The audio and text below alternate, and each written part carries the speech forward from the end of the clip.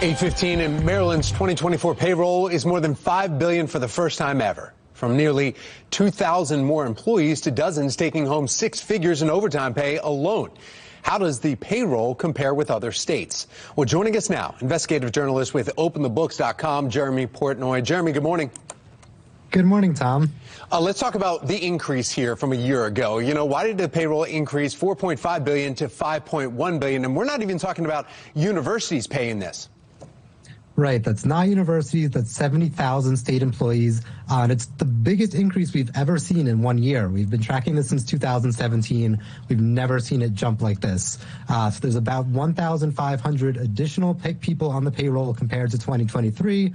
And there's also a good amount of pay raises, right? The average salary jumped about $7,000 from $65,000 to $72,000. So, Jeremy, then who's making the most here? And I know that some of the figures are talking about mainly because of overtime. Can you explain that? Right. Well, the governor makes $194,000 a year. There was over 1,000 state employees that made more than that last year. So some of those are just top officials in the transportation department and health department that make a lot. And a lot of that's from overtime. Like you said, there's 350 people that made six figures in overtime. And then, you know, those departments like the health department are paying up to $400,000. The health department is paying doctors up to $573,000.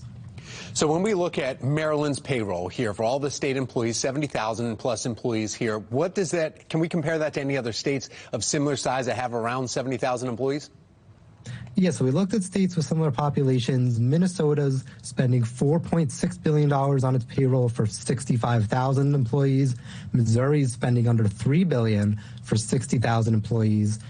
So Maryland's not so far off, especially when you consider the cost of living. Missouri's definitely paying less, but it's not like Maryland's, you know, out of the stratosphere compared to these other states. It's rising payrolls we see all over the country. Yeah, but do you know by any chance, do you know if those other states have $3 billion in deficit?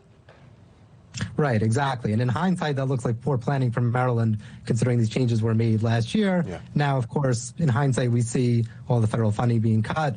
It's affecting a lot of states like Maryland. Maybe they wish they could take these pay raises back. Jeremy Portnoy with Open the Books. Always appreciate your expertise. Thanks for uncovering some of the numbers that we see here.